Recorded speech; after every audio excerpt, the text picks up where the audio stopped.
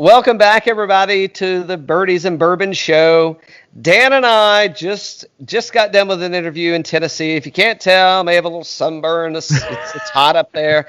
Maybe I was on the East Coast of South Carolina enjoying some golf with a salty golfer. It was a hell of a lot more exciting than the 3M Open that I just watched. Dan, how'd you enjoy it? I'm still shaking. Riveting. You're riveting. You're riveting. I was riveting that Max Homa and Tony Finau couldn't find their ball on 18. Hold on. So Max Homa says he's gonna, because he played so well this week. He played so well because nobody else showed up. Yeah. He's in the top. He finished? What is he? Top 10, I think. Right? Yeah. No, he's 3. T3. Yeah. T3. Yeah. Yeah, that was like 37 people in T3. There's a bunch. There's like 10. There's like 10. There were a few. All right, so Homa says he's dropping his tweeter. Hey, he didn't bring up that podcast, did he? No. So he said this around Muirfield Village. I think it was right around there. I'm not sure if it was before or after. And there's been some news stories coming out about this where he said, I think somebody was asking him in the post-round interview, hey, I think your Twitter guys are, I might be getting this wrong, guys, but this is what I remember, is that, hey, I think you'll probably get some good fan comments from your round today at Muirfield and this and that. And he's like, I don't know, I could care less. I'm all about playing and this and that. And, he made the assumption or the illusion that he was going to be kind of hanging up the spurs on Twitter. And then he made a Twitter comment that he was going to start letting his agent post for him like all the other tour pros out there. So I don't know. So he's going from a social media mogul to a PGA professional. Yeah. So that's a bold move. How long did it take him to do that? I don't know, a couple of seasons. Well, here's the thing about it, and you and I were talking about him this week when we were doing our picks, and I said Max had only made one cut since the return. I mean, that's not good. Not good. So I actually commend him for saying this and saying, I'm going to focus on my game and a little bit less on the social, a little bit less on growing my brand. I need to go out there and win and compete. Good for him. This is the kind of thing I've been asking Ricky Fowler to do for a while. It's like, go out there and work on your game and quit shooting so many damn commercials. Yeah, Matt Wolff said, no need, bud. I may not be, but I mean, Matt finished decent. He came. There could be a new orange night. There could be a new orange night. So here's the thing. He was creamsicle. Hey, so you, I definitely know what kind of ball Matt Wolff plays because for most of his putts today, they wound up beside the hole, and you could see all the logo. Because when they go in the hole, you can't see all the logos. So, but when they go by and they sit outside of it, you can see all those little logos on there, the TaylorMades. And then when he steps up to the ball, and I see those Nike shoes, I'm like, well, nope, that's not Ricky Fowler. So he's definitely defining himself. So how long do you think it's going to be before the Wolfman? How long is it going to be before you have to call the Wolf to replace Fowler with the Puma? Well, my understanding, and we're going off the cuff here because we were going to talk about the 3M, and these guys are not the ones to talk about the 3M. Thank you very much, Cal, for getting off here. But my understanding is that Fowler is no longer the highest-ranking ex-Cowboy. It is now Victor Hovland. Oh, that is noted. He didn't have a good showing. But he'll be back. Yeah, I gotta believe. I mean, I don't. Victor didn't play this week. I know, but last week. Yeah, he had a rough week last week. He had a rough week. Yeah. So, I don't know how it couldn't be. And why didn't they tag him? I guess give him a tailor-made ball and a glove and send him out there. I mean, what's the difference? I don't know. Yeah, I don't know. I don't know why they didn't tag him, but. By the way, Max Homa, he's got one victory and he's got 8 top 10 finishes. Yeah, I mean, so I really want the guy to do well. I like Max Homa. Yeah, played since 2013. Yeah. So, I mean, definitely the kind of guy you can get behind. He's got a great personality, everything. So Victor Hovland is ranked now 31st on tour, and he's one ahead of Ricky Fowler at 32nd. So it's 31st for Victor Hovland, 32nd for Ricky Fowler. So there you go. I do like those Travis Matthews shirts he's wearing. If he wants to send me a couple of, us some samples. I mean, I'm sure he'll get on that. I'm sure he'll get on that. I'm sure he will. Yeah. Or if he wants to invite us on the pod, I mean, we could come on and, drop a little something. If he's looking to lay off the Twitter, maybe he wants to lay off the pod too. And maybe we could just pick that up for him. I mean, we'll cut him in when he needs to. Like, it's not a big deal, man. And we'll keep you running. Exactly. Except I don't know if Joel Damon's coming on until he shakes off the whatever he's got. So because hey, notice he didn't house with Joel Damon this week, and here we go. No, well, I don't think Joel played this week either, did he? No, he didn't. No, that's what I'm saying. He wasn't in the house with him, and look who rose to the top. Yeah. No. Hey, you know what? I mean, hey, good for Max, man. He got here. He had a great finish. So, T3 is great for him. The Wolfman finished at T12. We should just go ahead and start talking about some of these guys since we're here to talk about 3M. So, the Wolfman today, around the green, he fell a little short at 0.67 shots lost. Off the tee, he was kind of flat, and then approach, he had a shot gained.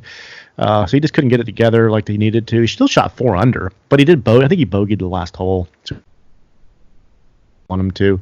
And then Max Homa shot 4 under as well. So these guys are at the same score today. But then Max couldn't putt today. Lost 2.31 shots on putting. On the approach, he had great irons, almost 3 shots gained there. So, and then another shot gained around the green. So he played really well. He didn't play. I think he didn't finish well either. But yeah, man, I'm glad to see that of these two guys. You still there? I am still here. I'm floored by some of the things I saw this week. One of the things I'm floored about is actually I'm not floored, but I'm excited. That bottle of rum that I had packed up to send you, I ripped the label off of that shit and put it back. I put it back in. I'm like, should I drink that tonight? But we did just record with a certain little golf course in South Central or Southeast Tennessee. So I'm like, I'll just keep the Tennessee whiskey out. It's fine. But so I'm going to hold on to that. Tony Finau. Mm-hmm. So we were messaging this earlier today, and you wrote me. I had to take little Dixie out for a walk. We want to keeping our exercise in, staying healthy. Yep. And you're like, oh hey, they're on already, and I'm like, oh okay. Well, I was catching up from vacation and such. And I looked, and it looked like Finau was going to go again. And hey, if you don't delete the message before you show it, my exact words were, he's not a closer. Yeah. And guess what? He is not a closer. I mean, once again, so he's ditched the dude. I can't wait. Listen, that's going to be your favorite player when Geller gets on the bag. Greller. Yeah, Greller. That's what I said, Greller. Man, could you imagine a Finau Greller? I mean, gosh, that would be good. That'd be good. I don't know how tall Greller is, but Jordan's not that tall, but Tony's tall, man. So that was a short joke, is what you're saying. Short joke. No, but I mean, Finau had a fantastic turn. I mean, he played good. He's been playing good, man. I mean, like in these little exhibition matches or charity matches they've been having. I mean, he's been hitting the ball good.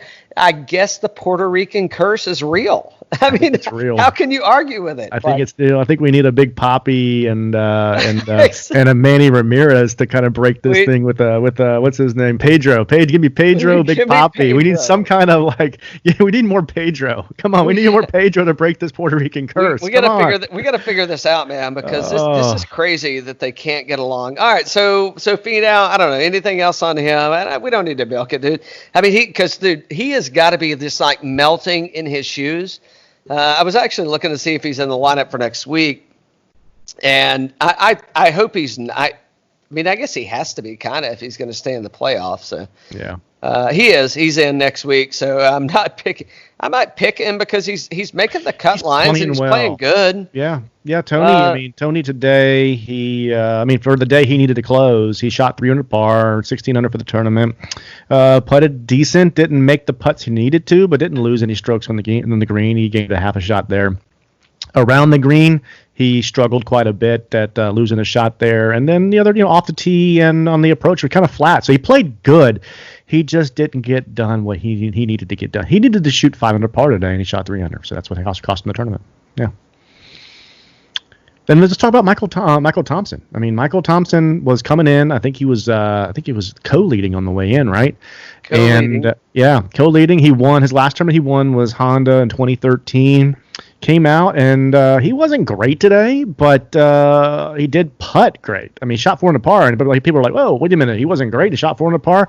What I mean is like off the tee on approach, just nothing really that stellar there. He did what he needed to do around the green. He got a little shaky, but then on the putting surface, man, he gained 2 shots there, and that's what threw him over the edge. He was able to roll that thing where he needed to today, that flat stick. Did you see that shot he made out of the sand? I think on 16 or 17. Yeah. I mean, that was ridiculous. Ridiculous. Yeah. I mean, that's when everything is aligned your way, and you're striping it today, man. Because I can't lie. I mean, I know who Thompson is, but I didn't have him in the lineup. I didn't think it was going to be even. I didn't think that there was even a chance. I mean, to make the cut, maybe, but there were plenty of other people out there that I thought were going to go, way, way, way over the top. And the leaderboard surprised me today, man. It did me too. Let me tell you who didn't surprise me. Okay. Was Charlie 3 Sticks. But he scared me. He scared me on Thursday, and after that, I mean, that dude. It just goes to show, man. I mean, that dude is he's a veteran out there, man. I mean, that's a journeyman that just gets it done and knows what courses to pick to keep the card and just keep moving through. Mm-hmm. And what's wrong with that? And he had a little, I mean, he had some bad holes, but in general, I mean, that dude was, he looked good today. He's not in the lineup for next week, at least not now. I don't know if anything changes. Who knows who gets COVID by then? But I mean, the dude was, he didn't hit it that long. As long as now that there's new standards.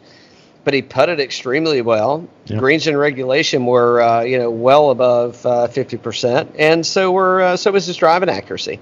And it's just that's the. I've really been surprised to see what's happened with golf since the comeback, and we're getting introduced to a lot of players. Yeah. CH3. I mean, there's no introduction to him, but there's a lot of other players that we're getting introduced to that we wouldn't have been prior to to this layoff. So. Well, I was happy to see Grillo. He had -6 today. I've been playing him recently. I didn't play him this week, but I'm glad to see him bounce back. I mean, off the tee, he crushed it. 1.34 shots gained today. He putted well. And hey, the Mr. Baseball, man, Mr. Baseball. It ain't Brooks today. It's Adam Long. Sorry. It's Adam Long. 7 under par today. He finished in second place by himself. -17 for the tournament. 3.97 shots gained on the approach today. Holy cow, those irons flat out hot. My goodness. Wow, that's a pretty killer round right there, man. Coming in in second place, right? Yeah, by himself. Yeah. So that's crazy. So just in case Brooksy's listening, I want to bring this up. I want to bring it up, man. If Brooksy's listening, he's got to be proud of something this week other than he and DJ taking their wives out dancing, and we did get some comments on the tube. Yeah, we did. Right. Well, DJ had to leave early, so he's like, "How do I get the cut line to finish on Thursday?" So it worked out. It was fine. He got them tables at the finest restaurants in Minneapolis, and there are some really good restaurants up there. We'll get to the hidden gems or the diamonds in the rough in a minute. Yeah. Or later on, I should say. Yeah. That's another episode. But look at Chase Koepka firing off an 8 under today. Whoa! 8 under Chase Koepka coming in at T26. You think he's texted Brooksy yet? Because if he has, I mean, Brooksy has got to be heated. Those irons are hot, man. 2.2 shots gained on the irons, and he's rolling it extremely well, which is what his brother needed to be doing. Hold on. Chase finishes the tournament at 11 under. Yep. Didn't Brooks finish the tournament at 11 over. He's like, I'm only. The only reason I didn't win is because I want to match your under to your over. He did not. I'm kidding. I know it wasn't that. but no. Yeah, I mean, so yeah, great job by Chase, man. Hey, you know what? Keep playing like that. You're gonna be sticking around quite a bit. We were actually getting some comments on Twitter. You were especially saying, "Hey, why don't you guys cover some Twins baseball?" But since it's Minnesota, it's more interesting than the 3M. But there were some interesting storylines out there for the tournament for sure. So I mean, Harris English, I had him in my lineup. Finished 18 for the tournament. I mean, it was pretty good. I mean, I was glad to see Thompson pull the thing off. I picked him to win on Friday when you were talking to me about him and Werenski. Richy finished third, so neither one of those guys really faltered from Friday. And we were talking on Friday. Yeah. Did the Wolfman, was he the favorite to win? And we both agreed he probably was the favorite to win. Him and Tony. A lot of people liked him and Tony, and both. I mean, we'd be remiss to say that they shit the bed on themselves and didn't pull it off. No. But there were other guys that are. So it's. I mean, that's the thing. It's like what is golf going to look like? So let's before we get back to the players, I want to go down a hole for a second. Yeah. How entertained were you with this golf match? Just the whole week. It wasn't like a stellar golf match, right? So if you look at this in terms of just the comeback or the restart, I thought we were going to head towards Colonial. We're going to have a play.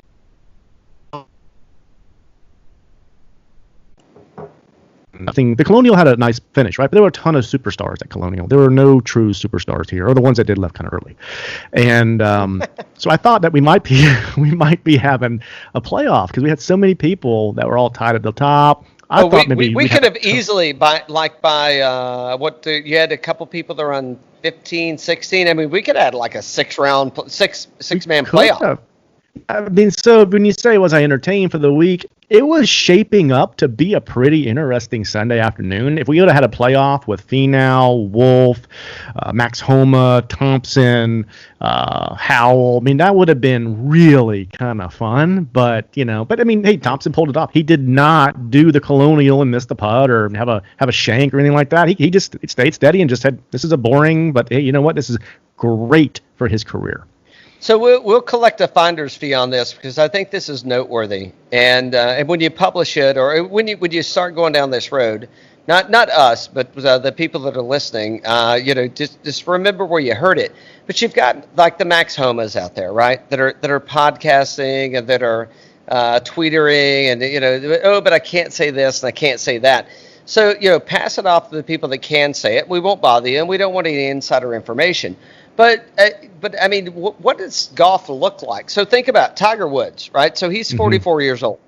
Yeah. Think about Koepka that's missing all these cuts. Phil Mickelson's he's not done. Don't get me wrong, but I mean Phil's done, and you got like the Finaus that are whatever maybe.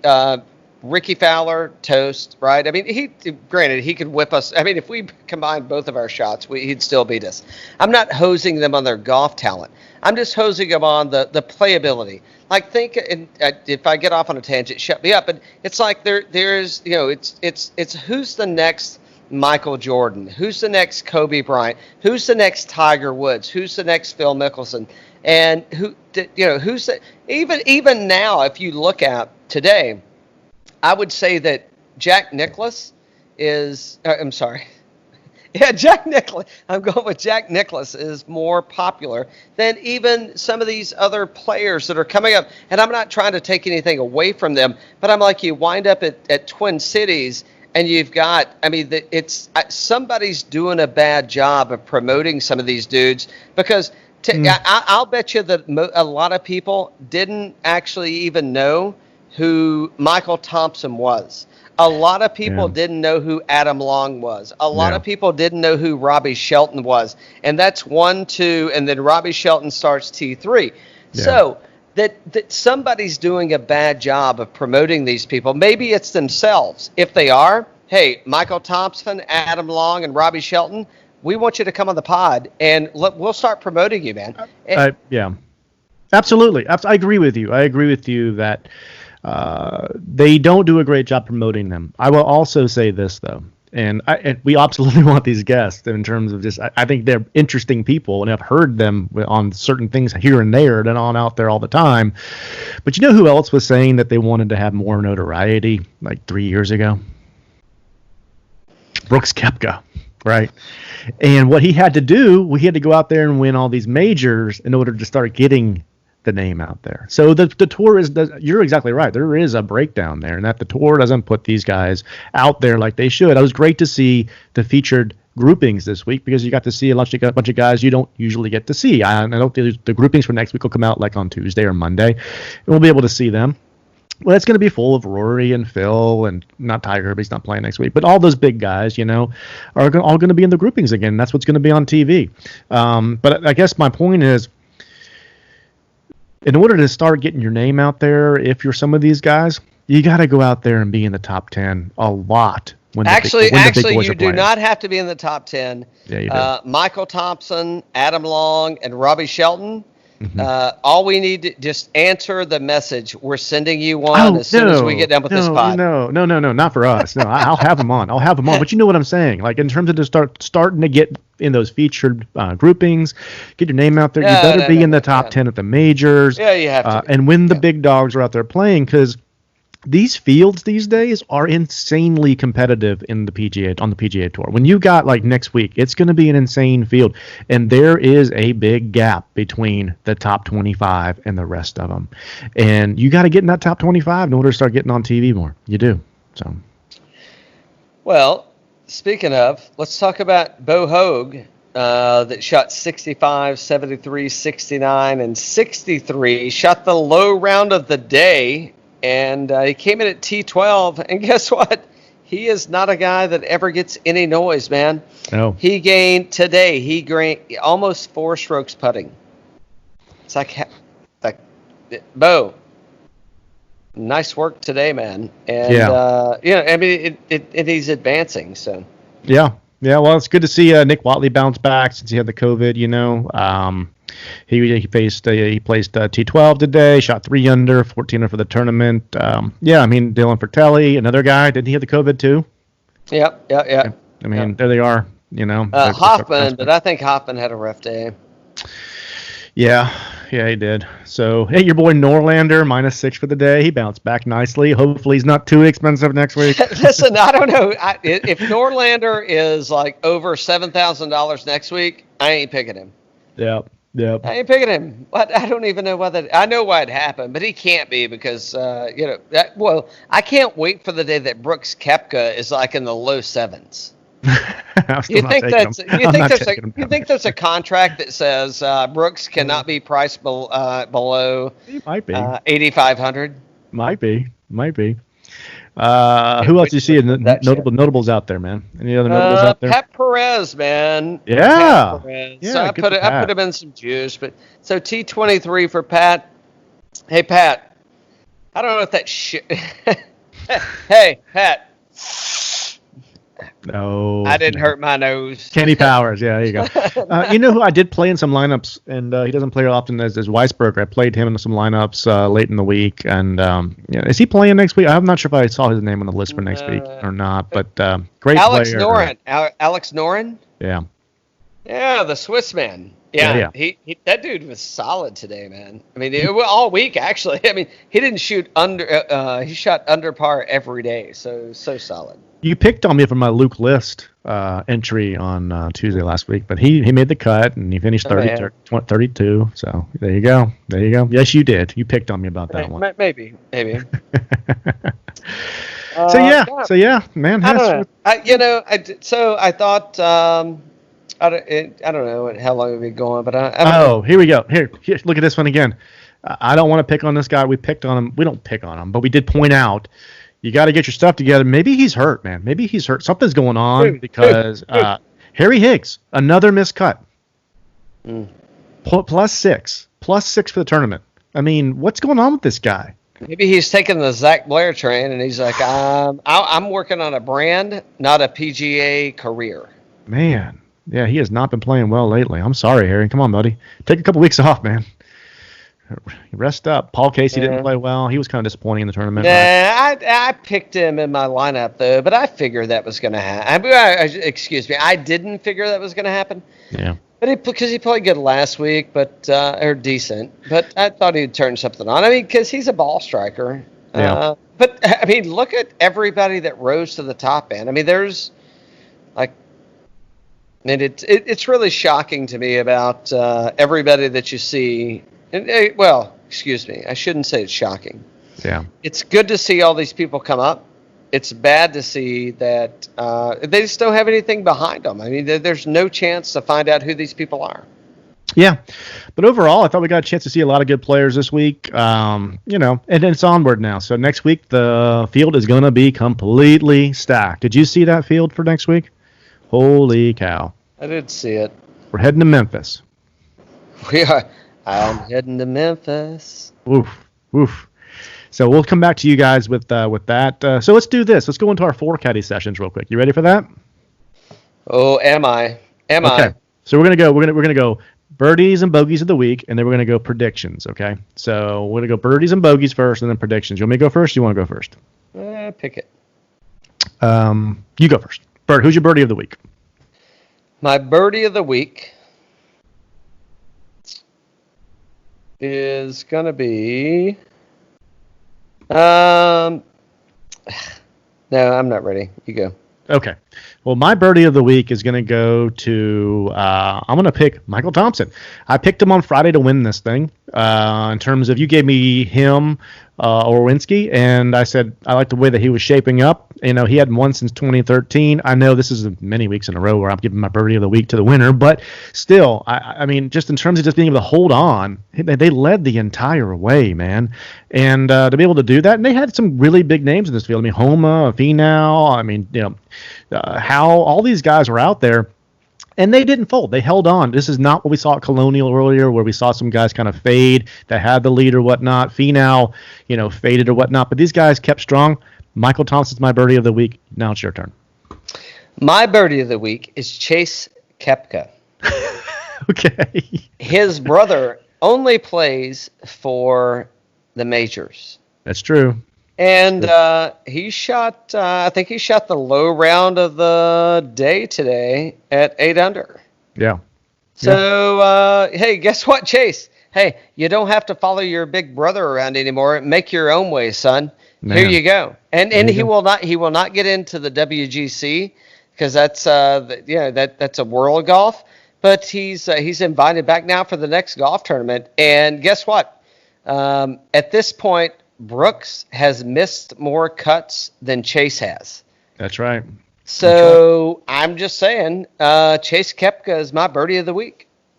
That's good. That's really good. And a lot of guys played out lights out this week. So in terms of the bogey of the week, do you have a bogey of the week ready? I think I know who you're going to give it to. So my bogey of the week is Brooks Koepka. Okay.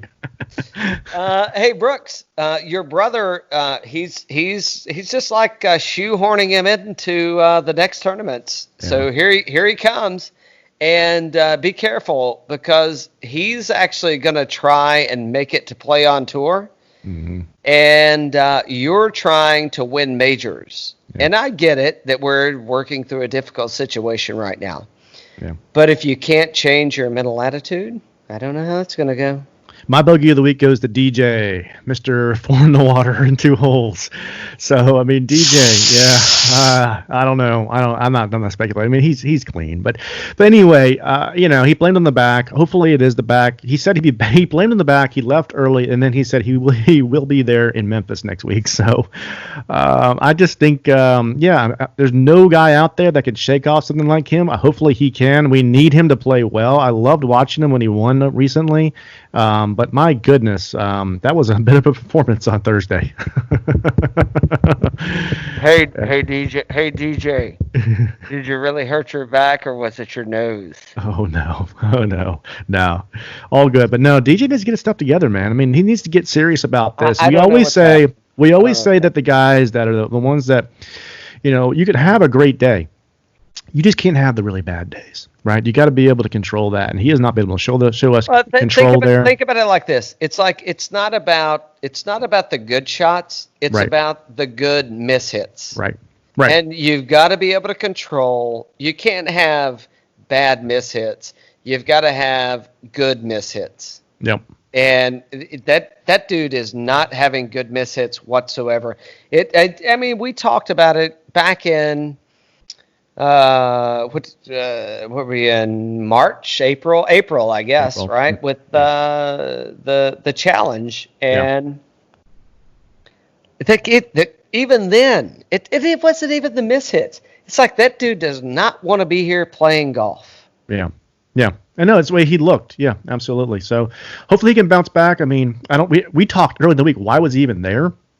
If you're him, why are you there? I don't know why he was there. He didn't seem like he wanted to be there. I'm not sure if he was obligated to be there for some reason or whatnot. But that's a ticket. He's saying, well, there are a couple of good bars up in Minneapolis. Maybe that's it. All right. So my prediction for the week is that I think Finau is going to place in the top 10 next week at the in Memphis. So you're not going to get that. That's not going to happen for the Puerto Rican Open. So not this week. Not next week either. No. But next week doesn't cure that. Doesn't cure that. Yeah. But I like the way he's been playing. He's been striking the ball really well. He had to do what he did with the caddy. Obviously, he did not like that relationship. Something was keeping him there. He needs a new caddy that tells him, "Hey, Tony, guess what? It's Groundhog Day. It's Saturday again. It's not Sunday, buddy. We're still in Saturday. Go out there and play your best golf." Prediction for the week. Can I give two? Yeah. Koepka misses again. Ooh. And I got Webb Simpson in the top 5. Oh, that's a bold prediction. I got burnt on Webb recently. I mean, he needed some weeks off, and he took them, but I got burned on him recently. Just saying. Oh, man. Just saying. Okay. I like it. I mean, Webb's a great player. He's a top 5 player in the world. Brooks, there's something going on with Brooks in that knee and that head, man. That's what I'm saying. He ain't gonna make it. Yeah. Hey, we do have the. I don't know if he's a golden boy of golf, but everybody likes to put him on a pedestal. McIlroy, he's is he gonna show up, or is he gonna kind of lollygag around like he always does? Or has? Excuse me, not always, but like he has been lately. Yeah, well, I think that if there's anybody that's got the fire behind them going into Memphis, it's going to be Rory, having just lost the number 1. He wants that back. He loves having that number 1 in the world status. John Rahm took it, and we're back in the WWE, man. He wants that belt back. He does. Rahm's back too. So I mean, what's Rahmbo going to do? Is he going to pull? And don't forget, we got DeChambeau after two back-to-back meltdowns. So he had a meltdown last 2 weeks ago. He only had the one. He had the one meltdown. There's only one. No. He didn't play workday. He didn't. But he had the meltdown with the camera guy all up in his face. Okay, I got you. And then he had the rulings call. So I mean, those are 2 big meltdowns, man. Yeah. I mean, those are like major on course. And here's what's so surprising to me. Sorry to be long-winded, but just real quick. But there are no fans on course, so this just shows how much the fans take the pressure off of all these people, because now they have nobody to yell at. Yeah. So is DeChambeau, is Koepka, are they prima donnas and they can't yell at the fans and blow off the steam? So now they're having to bring people over and yell at them. Is that a valid question or not? I'm not a professional golfer. Yeah, it's a good point. I don't know. I want to get into more of this. Let's get into more of this tomorrow. Let's go take a deeper dive into that, because I kind of want to compare DeChambeau and some early Jordan stuff. Even though Jordan was winning and everything, there were some episodes there he was melting down, man. Who? Jordan. Yeah, that's what I'm saying. yelling There's a lot of comparisons there of telling the cameraman to back off, all that same stuff that DeChambeau's doing, and I mean it's not uncommon. So let me do a little bit more research on that, and we'll get back to everybody on that. It's too early for DeChambeau. He hadn't won a major yet, so it's best if he. He's young too, though. Yeah, he's young. He's only 25. So was Jordan. 26, 25. So was Jordan. That's my point. Yeah, I know. But he was doing all that yelling at that point. Well, he had Michael. Michael, his bouncer. No, yeah. Hold on. Tony. Oh, Tony. Oh, yeah. It's Geller with a R. Yeah, I thought it was silent. Greller. All right, guys. So we'll be back to you tomorrow. We're gonna make our fantasy picks for Memphis, and then we got some guests coming on this coming week. We'll get to those. We'll probably announce those tomorrow when we're doing our pod. But we're going to come at you tonight. Obviously, hey, congratulations to Michael Thompson. Did a great job this week holding that lead. He needed that win. It's great for his career, and great to see that. And I'm sorry that Tony couldn't hold on. I really wanted Tony, and I wanted Homa, and I wanted Wolff to be in the running and make this thing really that nail-biting finish. It just didn't happen, but it was good golf. So I'm glad it was there. Anyway, Cal, any other thoughts before we wrap this thing up? Chase, too bad you're not in it next week. I'd pick you over your brother. Oh, Cheers. There you go. Cheers.